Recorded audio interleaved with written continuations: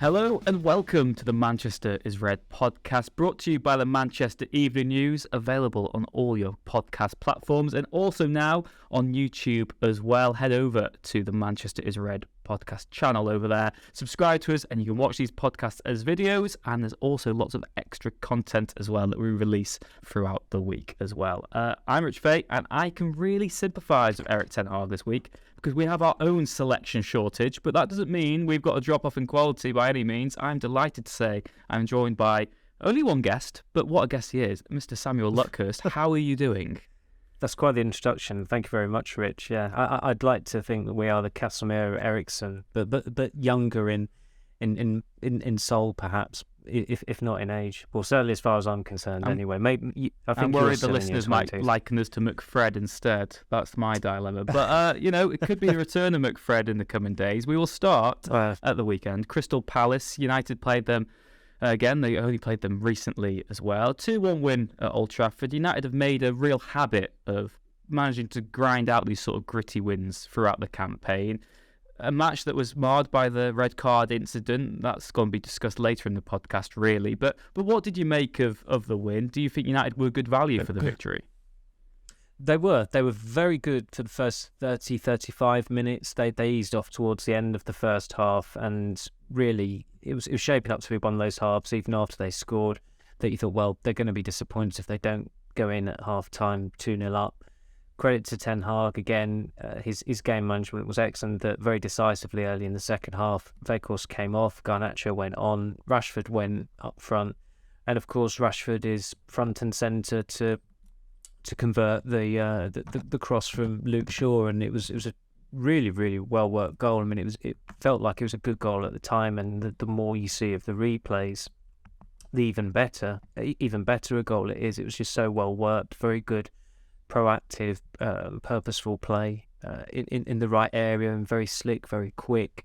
So it was turning out to be quite a mundane but vital home win for United, and then the whole afternoon was enhanced really for supporters' experience of the red card and that Schlupp goal, which obviously made it another tight, narrow victory. But teams always strive to win games as easily as possible, but when you grind it out, when it goes down to the wire, that does make victories all the more satisfying. And you could tell just looking at the players at the end of the game, the supporters. It's a very, very harmonious environment at United at the moment. I think that game was played around a year on from the cup defeat to Middlesbrough on penalties, and obviously that the mood at the club wasn't particularly great at the time. And certainly in February, although I don't think they actually lost a game outright in February, but it wasn't a particularly positive month. They didn't win many games. They had a lot of draws, and at the moment, you just look at the state of the nation, and you look at where they are in each of the four competitions they're competing in, and it's impossible for them not to be positive. But of course, because of the red card, literally every question Ten Hag was asked after the game in his press conference was about Casemiro being sent off. The incident itself, then, I mean, is the elephant in the room, really. Where do you stand on it? It's a difficult one. You can see both arguments, really, can't you? That why it was given at the time, United would find it difficult to appeal it because they'd have to prove that it wasn't unlawful dismissal. I mean, how do you feel about it? Do you think it was fair to give him the red card, or do you believe that, yes, he sent him off, but someone else deserved to go as well?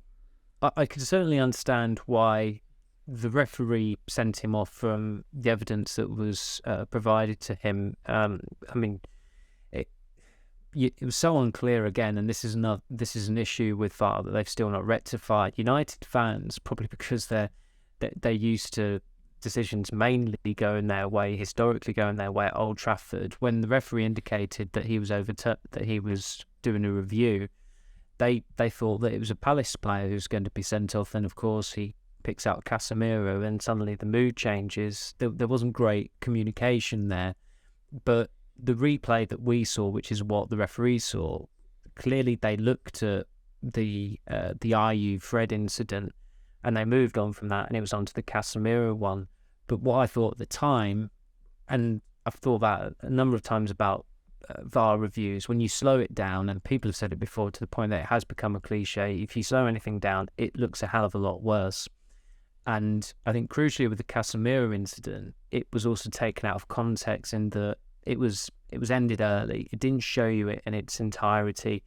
He was needlessly aggressive, but he was trying in a counterproductive way, so to speak, to try and calm matters. Like you look at the interaction between him and Will Hughes, and it's not like a massive pile up. They're not about to launch fists at each other or anything like that. And I think if the referee had seen it in its entirety and at the actual pace that it took place, I don't think he would have sent him off. And I mean, the angle on Match of the Day when they analysed it was not shown to the referee, but that is what I'd have said should have been, not what I would have said, but I certainly think that's what should have been shown to the referee. The angle he saw was just from the back of Casemiro, hand around the neck, and it's pretty much a 2-second clip that is slowed down. On that evidence, it wasn't a surprise that he sent him off, and the more he looked at it and the more it was slowed down, everybody knew what was coming. Certainly everybody who had a monitor, which unfortunately for 75,000 people, that's not the case. But as Ten Hag said afterwards, the Fred incident was arguably more aggressive, and there is an inconsistency there in that Casemiro is sent off and then Jordan Ayew isn't sent off. I mean, it was interesting that Ten Hag was quite critical of... He was very specific about the inconsistency of VAR. He wasn't critical of the referee, and at the end of the game when he strode onto the pitch, you wondered if he was going to have a pop at Andre Mariner, but he didn't. Patrick Vieira did. Vieira was furious about a Palace attack being halted because Mariner had caught Bruno Fernandes at, I think it was at 2-1 as well, and United were down to 10 men, so it felt like, to Palace anyway, it felt like an important flashpoint. But Ten Hag was asked on Friday about some of the decisions that have gone against United recently, and he was the one who brought up the elbow by Mateta on Lisandro Martinez in the reverse fixture. And of course, he was very, very unhappy with Andy Carroll's reckless fouling, and United were certainly denied what looked like a patent penalty against Forest when Weghorst was kicked inside the penalty area. But he was reluctant to go into demanding an explanation or being overly critical of the officials. So when the Casemiro red card happened, I think it's not really tipped him over the edge as such, but in quite a cogent way, he outlined his grievances with the VAR system. And I mean, with Carroll, that they couldn't review that unless they deemed it a red card, and it was probably bordering on it, but at the time everyone just thought, well, how the hell has he not been booked there? And they're not going to review a yellow card. It's always a possible red card that they would review in those circumstances. So I can see why they feel aggrieved. I certainly think that there is a case to appeal it, just going off these relevant replays that show it in its context in full.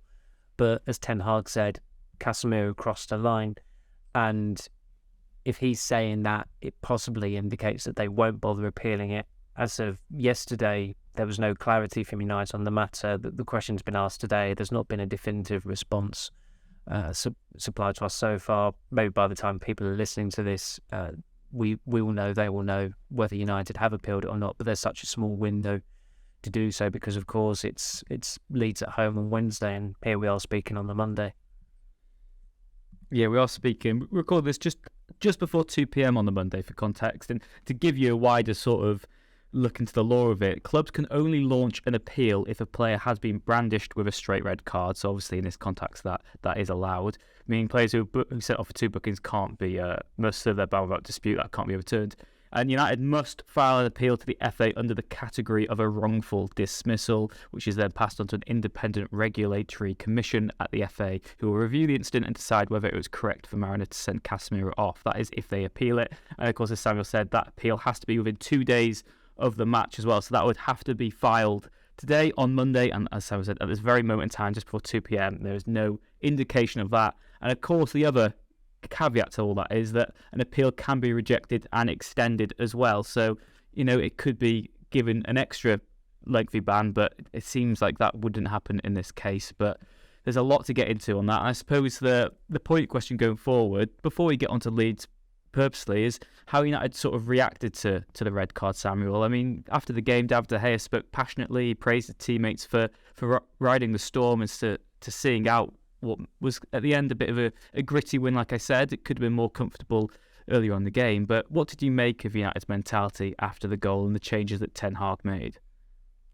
Well, Ty and I were in the press box, obviously, and I said before it happened, I said he's got to take Garnacho off here. And that wasn't a criticism of him at all. It was just, he was an 18-year-old in a very unfamiliar position, and United needed people who were experienced in defending a lead with 10 men, and they also needed a defender or two, which is what Ten Hag did. He put Lindelof on, he put Maguire on. His game management at the weekend in the second half was excellent, as I said earlier, about moving Rashford infield, and he gets the winning goal from a very central area. And certainly after the red card and more immediately after Schlupp scored, United were very open, and I just thought there's no way they can hang on here with those players out there. And I'm not a big fan of the five subs rule. I do think it's excessive, but if you're a manager, you've got to maximise that. And Ten Hag certainly did. Lindelof and Maguire both went on. I think Wan-Bissaka was the other one who came off, which was an interesting move, given that Wan-Bissaka is a very athletic right back, and he's certainly a defender that you want in those areas. But maybe he felt that United needed a little bit more physicality or more of an aerial threat. Maguire has done that job a few times in recent weeks, coming on where United have been defending a lead. And he played, but he got more minutes at the weekend. Normally he's been coming on the 89th minute or the 90th minute in those wins against Wolves and Manchester City. And I think on both occasions he did get some important headers in and cleared his lines. But once those changes had been made, I mean, Palace didn't really have a chance apart from the Eze one where Martinez got across. And I mean, Martinez always seemed to be there whenever Palace had a sniff or a slight sniff of a chance. He was absolutely phenomenal again for United on Saturday. But Palace didn't really have a clear-cut chance, and they had the man advantage. And that's a credit to Ten Hag. As I said earlier, he sensed what needed to change. There was one point actually where Palace were on the attack and United were down to 9 men effectively, because Rashford was being shown a booklet by Ten Hag, essentially informing him what to do or inform his teammates what to do. So the pre-planning is clearly they're so fastidious with it that the impression I got from that was that they do actually prepare for, in the event, if they are down to 10 men, and what shape they morph into, who goes where, who does what. And some players became even better when United were reduced to 10 men. The one who really stood out for me was Fred. I thought Fred was having a steadily decent game up until the red card. After then, he was exceptional, and he's a player who, again, he's probably had more spectacular or standout runs of form under previous regimes, but there's no doubt that he's become a more consistent performer under Ten Hag, and his importance to United has probably never been higher, even though he's not been a regular at any real point this season. He's a regular at the moment, of course, because Eriksen's injured and Casemiro might be suspended for 3 matches. But you hope for his sake that he's not exposed during that period, that he doesn't regress at all, because as Ten Hag has used him in this almost a bit of he's used him more sparingly, and he's certainly been a more squad player this season, but he's had fulfilling minutes, and that is the best way to maximise him. So where he's likely to have a very, very regular run of games this month, and he seems pretty nailed on to start the League Cup final as well, and you've got big games coming up against Leeds and Barcelona. It's a very big test for him, but if he passes that assessment with flying colours, again, it only reflects very, very well on Ten Hag and, of course, the player himself. Yeah, I fully agree there that, you know, in the past it has been overexposure that has really been his downfall. The fact that he's been part of that derided McFred partnership, that axes, which are limited. You know what you're going to get, but you also know what you're not going to get. And like you said, I think when used sparingly, he's got a real use to this team. I suppose that the element of interest in that is that the two best performances from Fred this season were Tottenham and Man City at home, and he was dropped in the subsequent games both times then. So United have to play him now, and it's going to be interesting to see how they do that. Another midfielder of interest, Sabitzer, made his debut. Okay, not the easiest platform to do so. You're not going to get a full reflection of how good he is, but what are your early impressions of United's deadline day arrival? He did very well in the circumstances. It does help that they've got a more experienced midfielder in there, because there was a lot of chatter, certainly from supporters, about the possibility of getting Gravenberch from Bayern Munich, and I don't think Gravenberch has even started a Bundesliga game all season since he joined Bayern. He's fallen out of the Dutch squad as well, and he's probably the more, I think he said in the summer, didn't he, that Ten Hag approached him about the prospect of moving to United, but he'd already given his word to Bayern. But in the circumstances mid-season, and given the state of the United midfield, it's better to have someone more experienced rather than a rookie, really. I know that's maybe overdoing it a bit with Gravenberch, because he's played quite a lot of football for his age. He's a 20-year-old. He's played and won things with Ajax, and he's played for the Dutch national team. But when it's mid-season, it's always better to have someone who's a bit wily and who's been around the block. And Sabitzer's a good age at 28, and he's played for a big club already in Bayern Munich, and he's had very good experiences with Leipzig, and he's played in 2 European Championships as well. So that's always going to stand you in good stead when you're in a position where you're 2-1 up and you're down to 10 men, and it was absolutely obvious that they needed an extra midfielder to go on to offset the absence of Casemiro. And he was very dynamic. He was good with the ball. He linked up well a couple of times. It was a cameo, but it was a promising cameo, especially given the circumstances. So,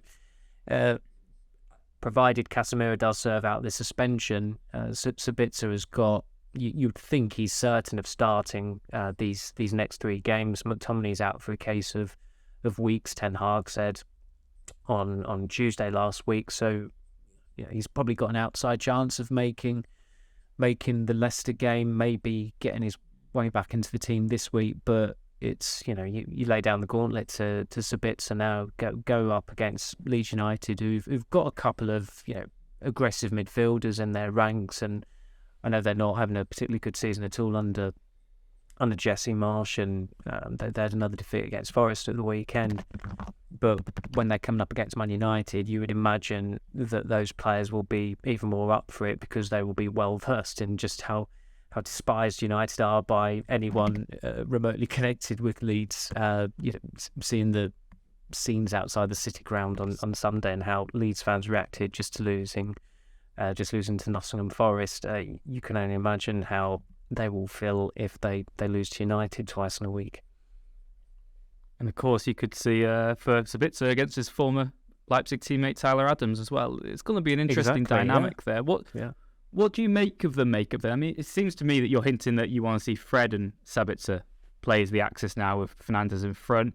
Like you said, options are limited considering McTominay's layoff, and if he is back to fitness, he might not be thrown in. Do you think there's a case for any other possibilities? I know we've seen that Lindelof could play there, Lisandro Martinez could play in midfield. Do you actually think that any of those are likely to happen? I think Martinez is too important to take out of defence, and there's an argument that you could do that. And if you're to keep a left-footed centre-back in there, Luke Shaw can go in there, as he did a few times in January and December, and did exceptionally well. But Martinez has been probably the best defender in the Premier League this season. It's him or Saliba, as far as I'm concerned. There's a case to be made for Varane as well, but he did have a while out injured. But Martinez, given the context of him coming into United and the scrutiny, he's been exceptional. So I think it's ill-advised really to push him forward, but they have the option there. I think Lindelof did move into midfield against Forest last week when he came on, and it's worth trialling him there. He started his career with Benfica, I think, as a defensive midfielder, but you are literally going back 10 years there. He joined Benfica in 2013. He's renowned as a centre-back, and readjusting to that role. It'd be interesting to see, but you would want to do it in... I don't think Leeds at home is necessarily the occasion for it. But Sabitzer and Fred is not exactly...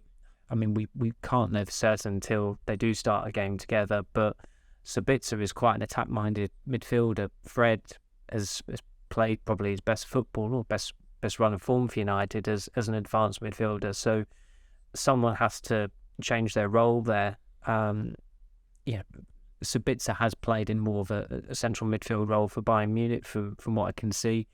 So maybe he's the one who has to occupy that role. But I suppose the positive about Casemiro's absence through suspension is that they're coming up against teams who are eminently beatable. If he could have missed the game against Leicester, and Leicester had a very good result at the weekend, and they've got some brilliant players who you do not want to underestimate at all whatsoever. But that's a home game that United should be beating, and look, Leeds, okay, the form book does go out the window, that old cliche, because it is Man United against Leeds, but United have got superior players and they are expected to take 6 points from those games this week. But Casemiro, we've not really seen yet since he came into the team for a sustained period whether that upsets the balance at United. And the one time he did come out of the team against Arsenal, the impact of his absence was profound. McTominay was a poor stopgap that day. He's never short of effort, but he is often short of quality. And when you're coming up against the league leaders, that was always likely to be exposed, and it was that day. Yeah, like you said, there is that caveat that they're playing lesser teams, but they're lesser teams who both have really good attacking players. They might be maybe not the most consistent attacking outputs, but someone like James Maddison for Leicester, you look at Sinisterra at Leeds, these are players who can get into those open positions, they can cause real havoc. So it's going to be interesting to see how United cope, and really interesting to see how they adapt to this role.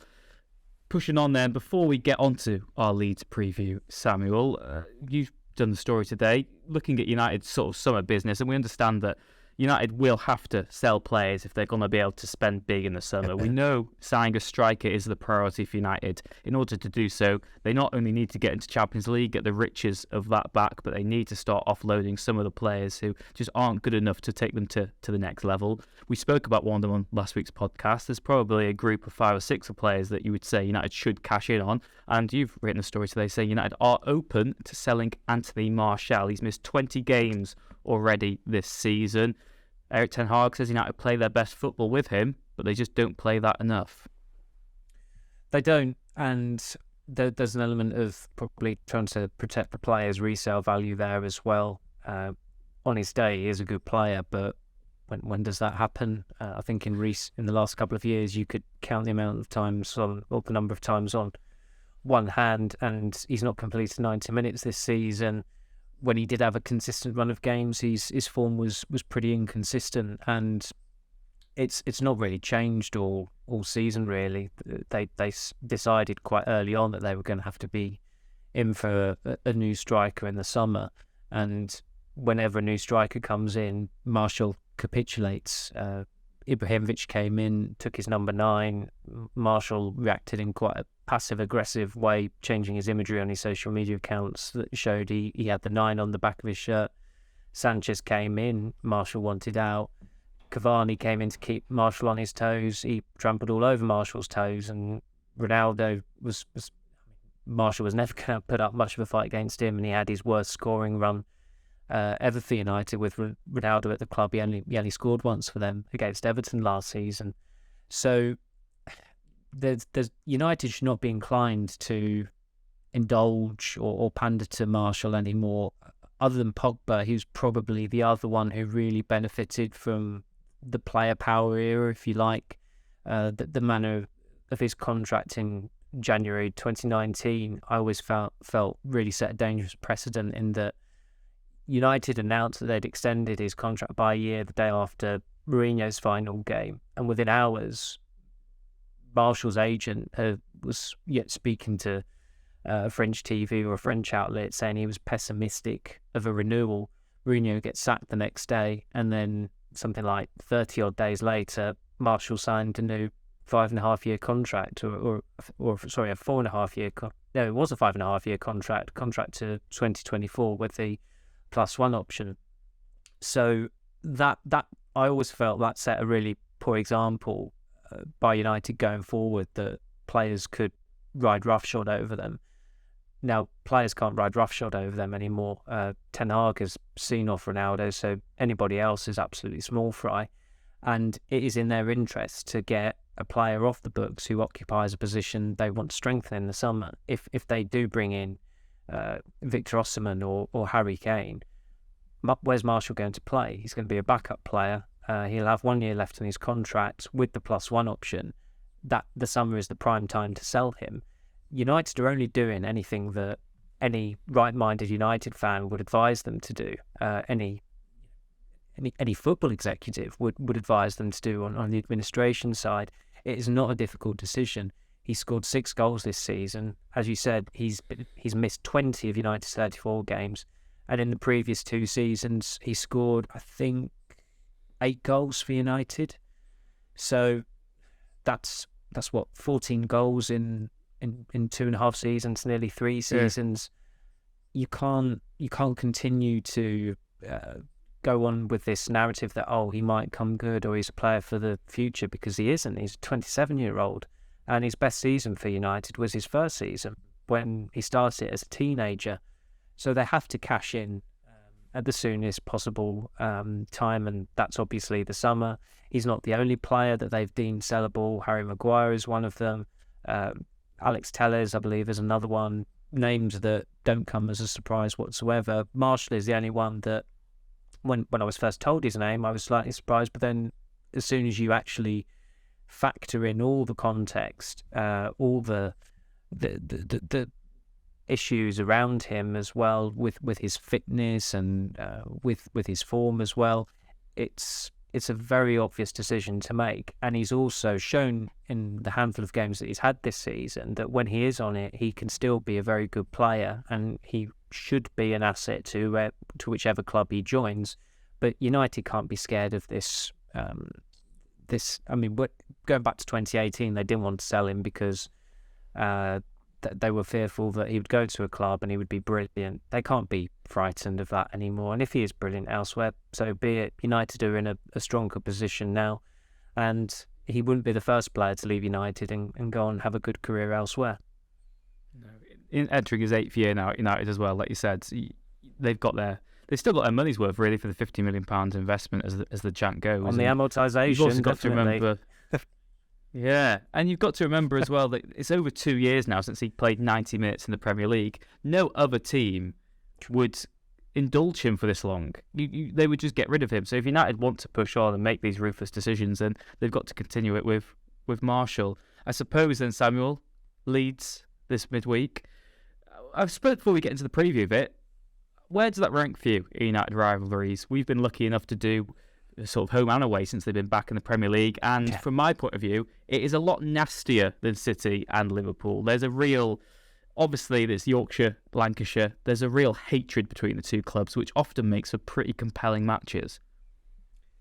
Yeah, and as you say, nasty is the right word. There are probably far more worse words that you could use to describe it. It really is quite bilious, and I think for a generation of supporters, some of the scenes before the first game last season would have been a jolt to them. The scuffles that were going on in Deansgate between the two sets of supporters. I think that was the first game between United and Leeds in the league with fans present in that must have been 17 and a half years.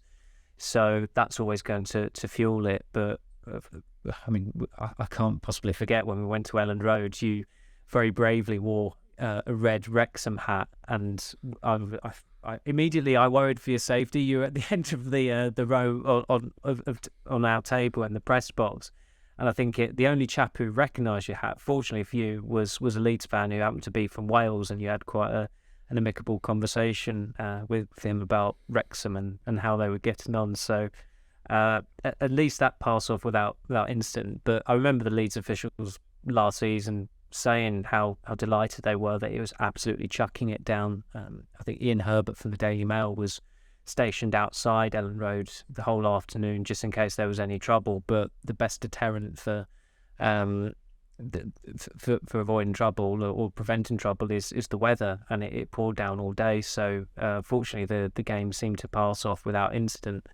But it's a truly Leeds fans detest United, and a lot of people at Leeds detest United, and you only had to see the statement the other week about Chris Armas joining the Leeds backroom staff, and he was, I think the statement from Leeds, it said he was at another Premier League club last season. They can't even bring themselves to say United's name.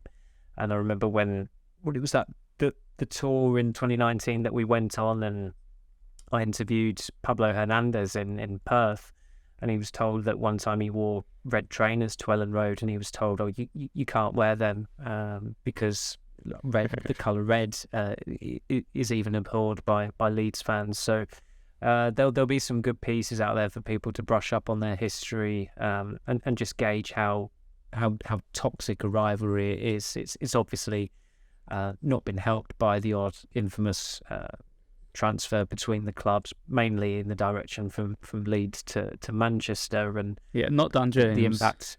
No, that might have that might have actually smoothed the relationship for a brief period. Certainly from United's perspective, getting 25 million for him, but obviously I think Casemiro even recalled going back to Ellen Road as a United player how just his English wasn't great at that time, but the Munich chanting was certainly he cottoned on to that. And I think the home game last season, it was the first time I'd heard in a long time the Munich chant being aired by a set of supporters at Old Trafford, and there was a United fan who obviously had a banner referring to the two Leeds fans who were stabbed and killed in Istanbul in 2000. So sections of both teams' support do stoop to the lowest of the low, really, to score cheap points. Let's hope the football takes centre stage when they meet twice in the next coming weeks as well. And like you said, the first meeting is on Wednesday night, Samuel. Ahead of the game then, United should be feeling confident. They've got a good track record in these sorts of matches this season. They've made a real habit of just winning the games you'd expect them to win. But of course, no Eriksen, most likely no Casemiro as well. What do you make of United's approach for it? Do you think it will be another game in which they've just got to try and attack from the off? The onus is on them at home. Or do you think there should be an element of caution because it is a derby, it is a bit different?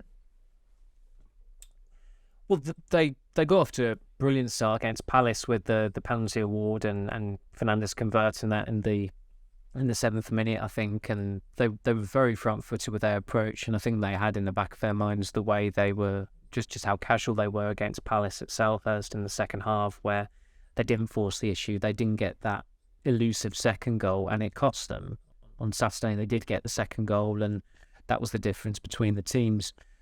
I saw the first half of Leeds' defeat at Forest on Sunday, and they actually seemed to play quite well. I mean, Keylor Navas seems to have been made man of the match for that game. He made a couple of good saves, or a few good saves in the first half. It was a brilliant goal by Brennan Johnson that got that win for Forest, who they've made a habit of getting some very gritty wins at home this season without really particularly convincing from what I've seen of them. The West Ham game at the start of the season springs to mind, and I still, when I look at the table, I think it's a little bit misleading with Leeds. I thought at Liverpool earlier this season they were tremendous. It was probably one of the best performances all season in the Premier League, and you could say Liverpool have gone off the ball and they're 10th in the league at the moment.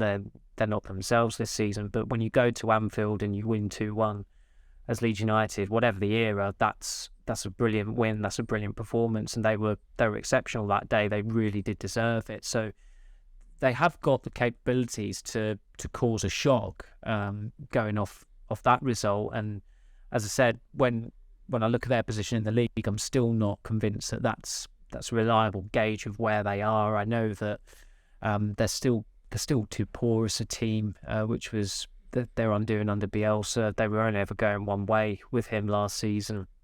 Patrick Bamford is starting up front again, and he's a good footballer, but he's not good goal scorer. That's been the accusation leveled against him for most of his career.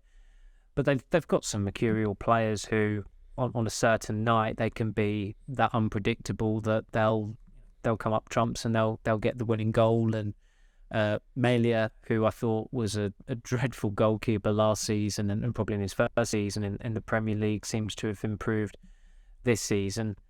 And I'm certainly not expecting United to take Leeds to the cleaners like they did under Bielsa. I mean, they scored 6 against them, they scored 5 against them, and 4 against them. There was just that anomalous 0-0 at Ellen Road a few days after the Super League, where they didn't take Leeds to the cleaners. So, given as we've discussed ad nauseum, United's tendency to win games by a narrow goal, it really wouldn't surprise me if that's the case again on Wednesday night, and even maybe Sunday as well. Yeah, I was going to ask you for your prediction, but that sounds like it will be that another United narrow win, which I guess the fans won't complain about. It's all about picking up points, particularly in this season while other teams are faltering. If United can just stay consistent and they're as good as secured Champions League football, and like we said, they've got a good chance in the cup competitions as well. So we'll see what happens at Old Trafford when we join you later in the week. Samuel Luckhurst, thank you very much for joining us today on the Manchester is Red podcast. Thank you, Rich Fay. I hope you've come down from Owen O'Connell's winner at the weekend as well. Well, trip to Sheffield for me on Tuesday night to watch the replay as well. So it could be a very giddy week ahead for us Wrexham fans. And yeah, thank you very much to all of you, wherever you are in the world, for listening to this podcast. And like we said, watch it on YouTube as well. Manchester is Red on YouTube, and we're available on all your usual podcast platforms. We'll be back later in the week to look back at what happened against Leeds, look ahead to what happens against Leicester as well. Take care, and we'll see you again next time.